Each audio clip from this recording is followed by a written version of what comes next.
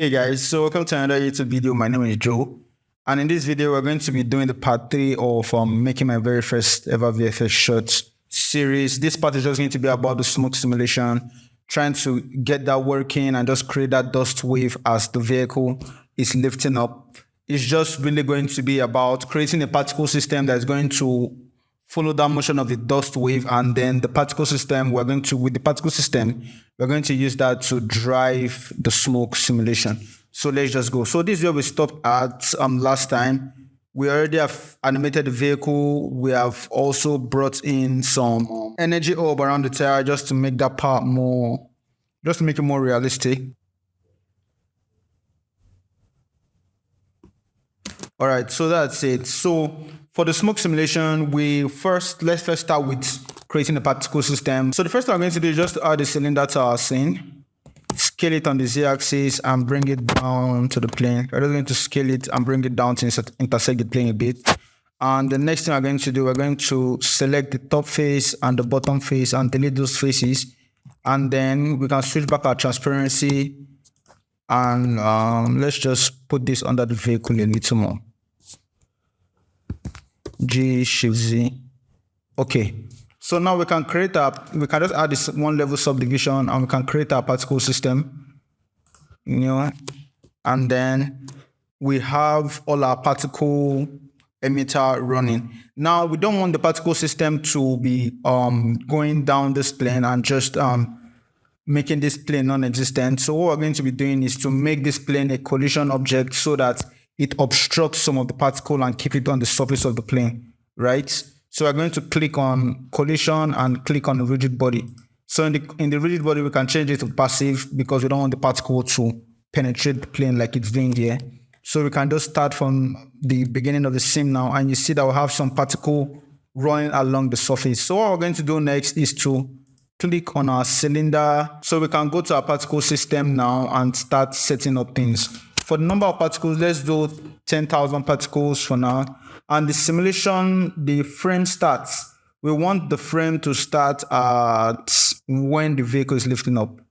So let's say 251. We want the frame to start at 251. And we want it to end, we can switch to the camera view. We want this to end when the vehicle is already up on the air here, right here. So we can let the simulation end on this point. So we can paste on the end, and then we can also come to the particle system and paste for end. And now we have our simulation part as starting from frame 251 and ending at frame 338, right? So we can just come and copy the frame 251 and paste here. So we can just start the simulation again. And now this is what we have. But we want this to be more of an outburst, something that just moves along the surface really fast because it's a vehicle taking off in the desert. So we want those smoke to come out a little more. In the velocity, we can increase the normal velocity and say, let's do 6. And now when we have put down 6, you will see that the particles are moving a little bit faster along the surface. Right now, we'll see that the particle is going maybe a little further than we actually want. So we can go back to the emission and bring down that lifetime to, let's say 20 on the lifetime. And we'll see that the particles seem to be cutting at where we need it to. Maybe I can increase that to 25. And lifetime random noise, we can increase that a bit. But still, we're still seeing a little bit of pattern to the emissive objects. So we can come down to object velocity and take that to 2 and randomize to 1. Now we'll see a little bit more random outburst. But in the viewport, we can come down here and switch to cross so that we don't have that much big distraction with those big balls, those halos. So we don't have those big halos, right? So now we have this. We can just maybe reduce the size of those cross. So with this outburst of the particle system, we can actually drive the smoke. We can actually drive the smoke simulation. So what we can do next is to go to the objects and then click on quick smoke. So what this quick smoke does is it's going to make this a smoke emitter and it's going to create a smoke domain for us. The smoke domain is just going to define the area where our smoke simulation is just going to be happening. So we can S and Shift Z so we can scale on only the X and Y axis. Now we have our area of simulation set and ready to go. So what we can do, we can just click on our emitter, come to our physics property tab. And what we can do is to increase our sampling substep and say, let's use 8. And our initial temperature, 0.2. Our density, let's do 0.7. And then this is actually the most important part of this tutorial, the smoke simulation. When in the beginning I said that the particle system is going to drive the smoke sim, and this is the setting that is going to actually let that happen. We can come down to mesh, click on particle system, and the particle system that we've created before, we can just attach to this particle system part. And when we set the smoke domain, we discover that as the particle is moving, the smoke is moving along with the particle. So that's the idea of the smoke simulation. So we can go to the domain, click the domain and start setting something. For the resolution division, we can click 64 for it, CFL number, let's say 6. The timestamp maximum, we can go 12 and maybe as low as 4.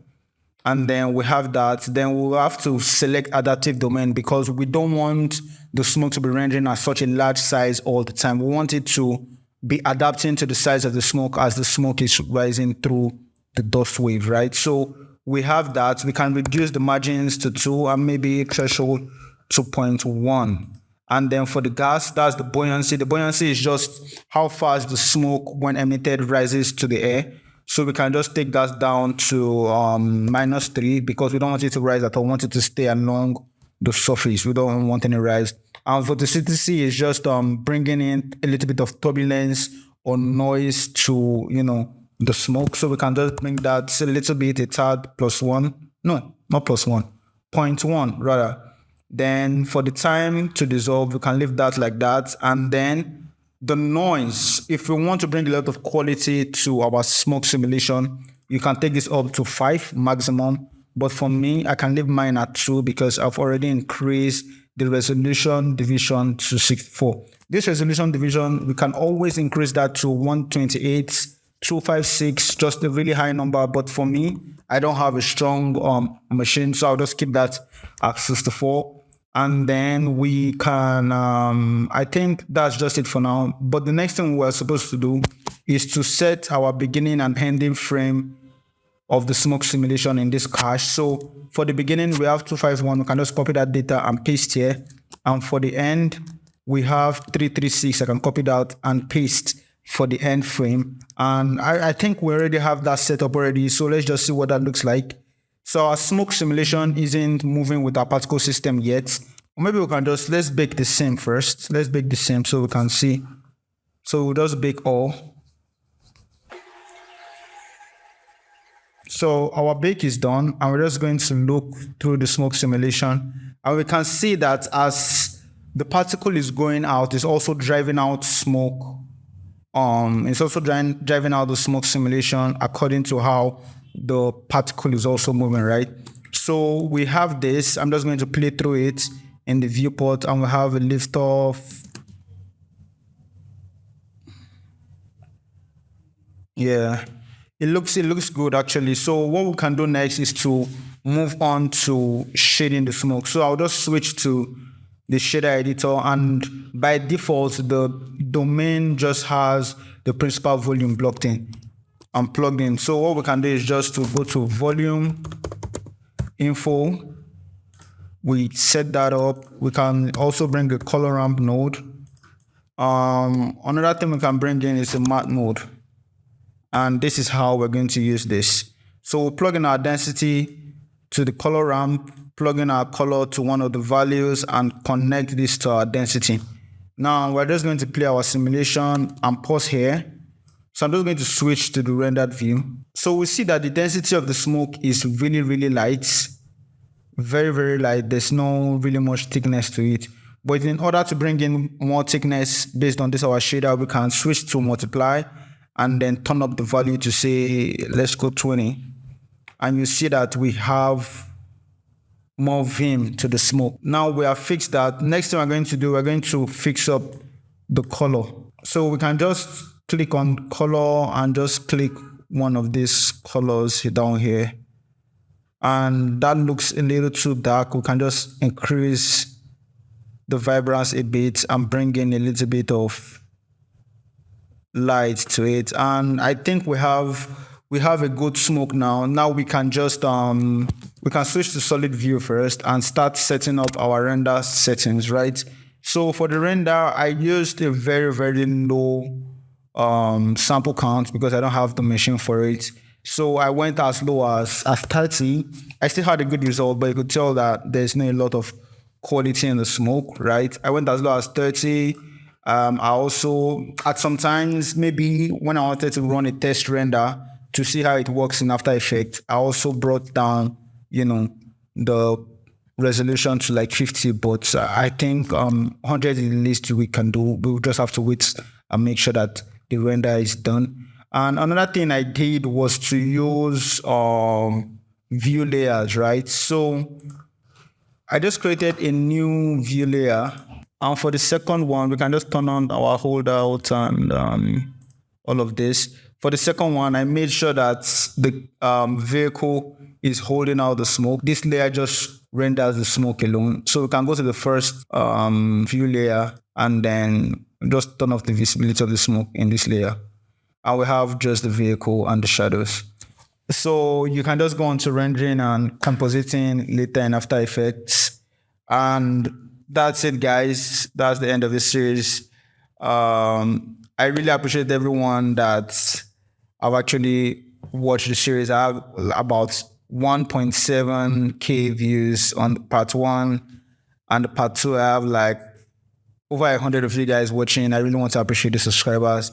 Thank you guys so much for watching, and I'll try and put in a lot of effort to make sure that I come up with these tutorials more often. Thank you so much, guys. So long. And until I see you in the next one, peace.